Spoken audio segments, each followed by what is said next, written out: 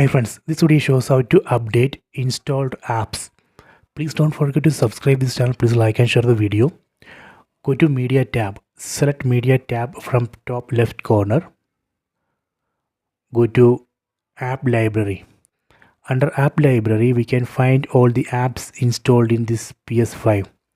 From this list, we can select the app which we need to update. For example, let me select YouTube. Then press Options button on controller. See, this is the Options button. Press this button. Here we can see the options. Here we have to select Check for update. Now it's checking for update. See, it says the game or app you have installed is the latest version. If there is an update, it would show that update here. From here we would be able to install that update. So this way we can update all installed apps in the PS5.